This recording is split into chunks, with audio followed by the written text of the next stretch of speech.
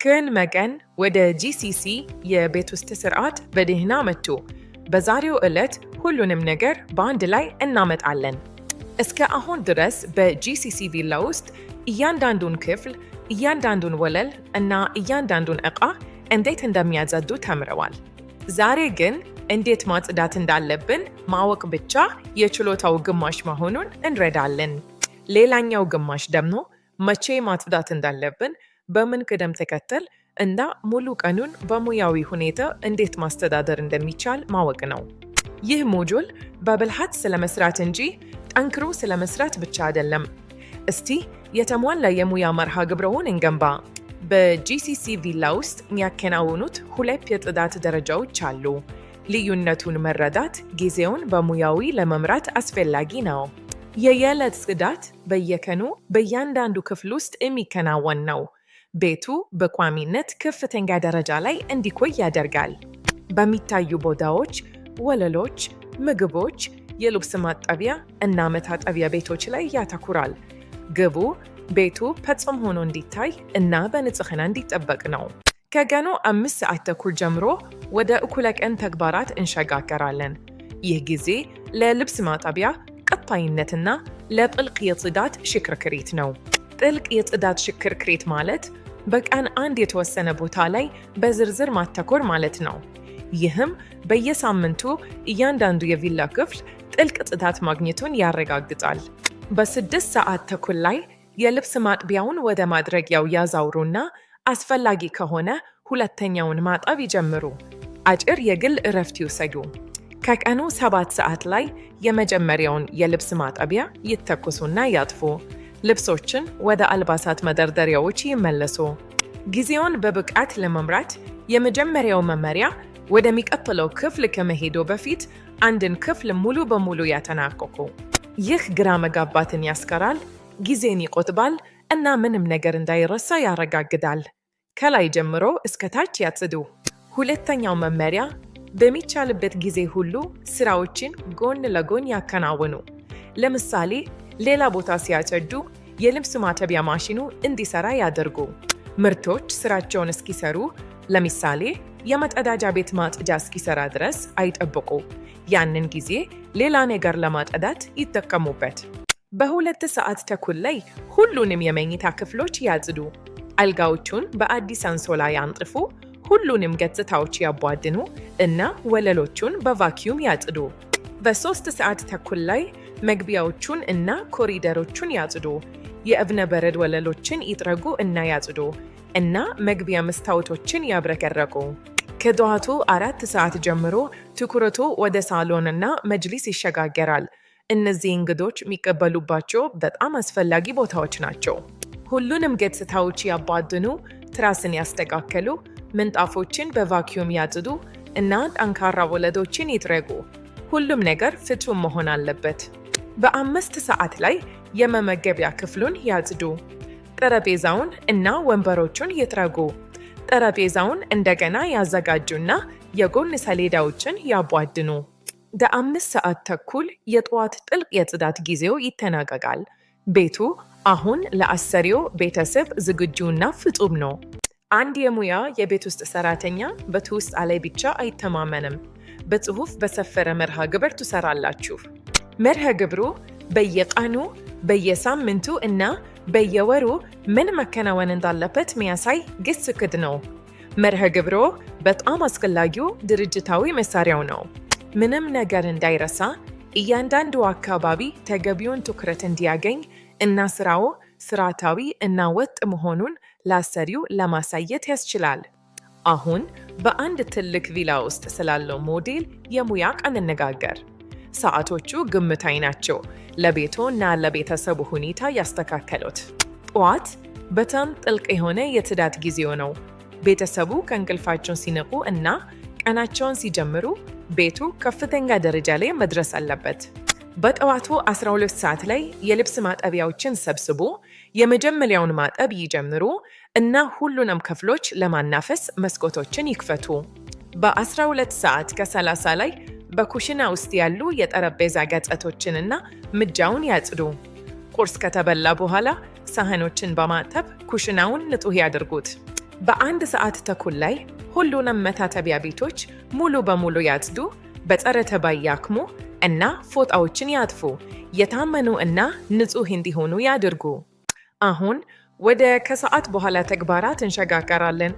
ከቀኑ 8 ሰዓት እስከ 11 ሰዓት ያለው ጊዜ ለዝግጅት እና ለውጫዊ ቦታዎች ትኩረት ለሚሰጥበት ነው። በ8 ሰዓት ላይ የከሰዓት በኋላ ጥገና ስራዎችን ያከናውኑ። ቤተሰቡ ከመመለሳቸው በፊት ሁሉንም የመኖሪያ ቦታዎች በፍጥነት ያደራጁና ያድሱ። በ9 ሰዓት ላይ ትኩረቶ ወደ ውጭ ይሁን። መግቢያዎቹን ይጥረጉ፣ የመዋኛ ገንዳውን አካባቢ ይፈትሹ እና አስፈላጊ ከሆነ ተክሎቹን ያጠጡ። በ10 ሰዓት ላይ ለራት ዝግጅት ኩሽናውን ያዘጋጁ። የሥራ ቦታዎችን ያጽዱ፣ የጠረጴዛ ገጽታዎችን ይጠረጉ እና ኩሽናው ለምግብ ዝግጅት ዝግጁ መሆኑን ያረጋግጡ። በ11 ሰዓት ላይ ሁለተኛውን የልብስ ማጥበቢያ ጀነት ይተኩሱ። ሁሉንም ልብሶች በጥንቃቄ አጥፈው ወደ አልባሳት መደረጃዎች ይመልሱ። በመጨረሻም ወደ ምሽቱ ተግባራት እንደርሳለን። ይህ ጊዜ ቀኑን የሚያጠናቅቅና ለሚቀጥለው ቀን ጠዋት ሁሉንም ነገር የሚያዘጋጅ ነው። ከራት በኋላ ኩሽናውን ሙሉ በሙሉ ያጽዱ።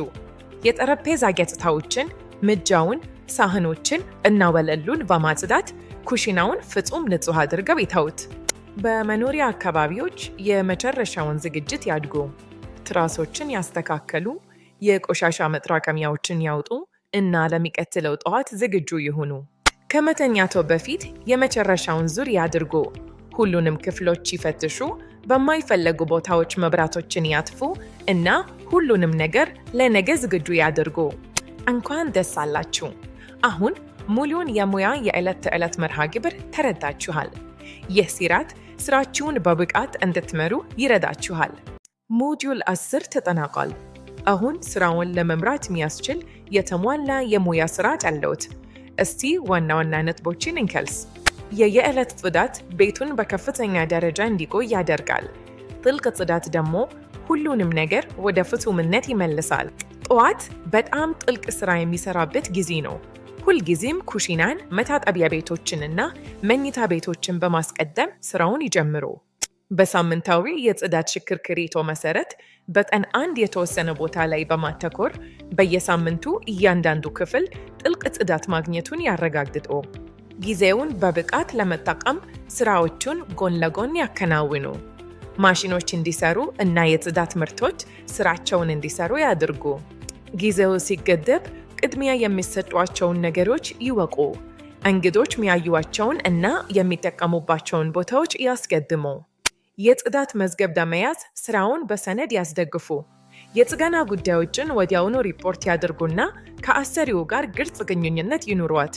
እነዚህ ክህሎቶች እርስዎን የተዋጣለት የቤት ውስጥ ባለሙያ ያደርጓታል። በሞጁል 11 ውስጥ ስለ ሕፃናትና የቤት እንስሳት ባሉባቸው ቤቶች ስለሚደረግ ጽዳት እነጋገራለን። እስከዚያው ድረስ በድረ-ገጻችን ይጎብኙን። እርስዎ በእውነት ድንቅ ባለሙያ ኖት። በቀጣዩ ሞጁል እንገናኝ። ጊዜን ለመቆጠብ ሦስተኛው መመሪያ፣ ሁልጊዜ የጽዳት መሳሪያዎችዎን ቅርጫት ይዘው ይንቀሳቀሱ። ከክፍል ወደ ክፍል አላስፈላጊ ጉዞዎቹን ያስቀሩ። ሁሉም መሳሪያዎችዎ እና ምርቶችዎ በቅርጫቱ ውስጥ መሆን አለባቸው። ይህ ቀላል ልማድ በየቀኑ ከ20 እስከ 30 ደቂቃ የሚደርስ የእግር ጉዞን ይቀንሳል። አራተኛው መመሪያ፣ ማንኛውንም ዕቃ ሲያነሱ ወዲያውኑ ትክክለኛ ቦታው ላይ ያስቀምጡት። ለጊዜው ሌላ ቦታ ማስቀመጥ ጊዜን ያባክናል። አንድን ዕቃ በነኩ ቁጥር ወደሚገባበት ቦታ ይውሰዱት። የሥራው ያለማቋረጥ ወደፊት እንዲቀጥልና ሥራ እንዳይደራረብ ያደርጋል። አምስተኛው መመሪያ፣ ቀኑን በጣም አስፈላጊ በሆኑ እና ፈታኝ በሆኑ ሥራዎች ይጀምሩ። ኩሽና እና መታጠቢያ ቤቶች። እነዚህ ክፍሎች ቤተሰቡ ጠዋት ላይ ወዲያውኑ የሚጠቀሙባቸው ስለሆኑ መጀመሪያ ፍቱን መሆን አለባቸው። ጉልበቱ ከፍተኛ በሚሆንበት ጊዜ ከባዱን ሥራ ይጨርሱ። አሁን ስለ ወራዊ የጽዳት ተግባራት እንነጋገር።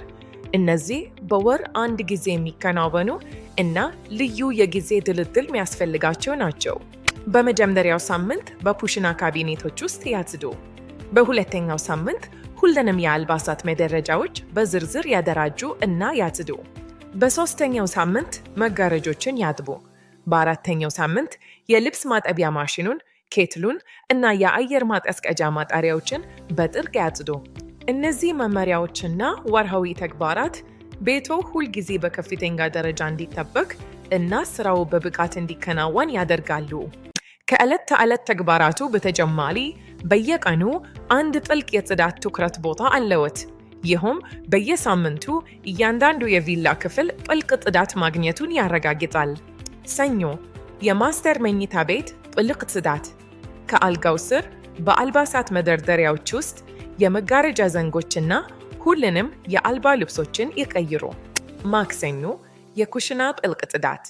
የምድጃውን ውስጠኛ ክፍል፣ የማቀዝቀዣውን ውስጠኛ ክፍል፣ በካቢኔዎች ውስጥ እና የጭስ ማውጫውን ያጽዱ። ረቡዕ፣ የመታጠቢያ ቤቶች ጥልቅ ጽዳት። የግድግዳ ንጣፎችን መጥረግ፣ የሻወር ጭንቅላትን ማጽዳት እና ከመጸዳጃ ቤት ጀርባ ያሉ ቦታዎችን ማጽዳት። ሐሙስ፣ የሳሎን እና የመጅሊስ ጥልቅ ጽዳት። የቤት ዕቃዎቹን ያብረቀረቁ፣ ከምንጣፎች ስር በቫኪዩም ያጽዱና ሁሉንም የትራስ መሸፈኛዎች ያጽዱ። አርብ፣ በብዙ የጂሲሲ ቤቶች ውስጥ የሪዮ ይፋዊ የእረፍት ቀን ነው። በዚህ ቀን ሙሉ በሙሉ ያርፋሉ። የእረፍት ቀኖ መከበር ያለበት መብትዎ ነው። ቅዳሜ፣ የውጭ ቦታዎች ጥልቅ ጽዳት። በረንዳውን ይጥረጉ፣ የመዋኛ ገንዳውን ወለል እና የውጭ የቤት ዕቃዎችን ያጽዱ። እሁድ፣ የዊንዶ እና የመስታወት ጥልቅ ጽዳት። ሁሉንም ትልልቅ መስኮቶች፣ ተንሸራታች የመስታወት በሮች እና የመስኮት ክፈፎችን ያጽዱ። የጽዳት መርሃ ግብረው ብቻውን የሚፈጥሩትና በዝምታ የሚከተሉት ነገር አይደለም። ከአሰሪው ጋር መወያየት እና መስማማት አለበት። በመጀመሪያው ቀኑ አሰሪውን የጽዳት ቅድሚያ የሚሰጧቸው ነገሮች ምን እንደሆኑና ምን አይነት ደረጃ እንደሚጠበቁ ይጠይቁ። የታቀደውን መርሃ ግብር ያሳዩዋቸው። ልዩ ጥንቃቄ የሚያስፈልጋቸው ክፍሎች ወይም ዕቃቶች ካሉ ይጠይቁ። እንዲሁም በተወሰኑ ቦታዎች ላይ እንዳይጠቀሙባቸው የሚመረቷቸው ምርቶች ካሉ ይወቁ። በተወሰኑ ቀናት ጥልቅ ጽዳት ስራዎቹን በሚሰሩበት ጊዜ እንዳይገረሙ የጥልቅ ጽዳት ሽግግር ዕቅዶን ያሳውቃቸው። ይህ ግልጽነትን ይፈጥራል። ይህ የግንኙነት ደረጃ በእርስዎና በአሰሪው መካከል ያለውን ግንኙነት ይለውጣል። እነሱ ስራው የተከናወነ መሆኑን ያውቃሉ፣ እርሱም ምን እንደሚፈልጉ ያውቃሉ። እርስ በእርስ መረዳዳት ሁለታችሁንም ደስተኛ ያደርጋችኋል እና ረጅም እና ስኬታማ የሥራ ግንኙነት ይፈጥራል። መግባባት ለሙያዊ ስኬቶ መሰረት ነው።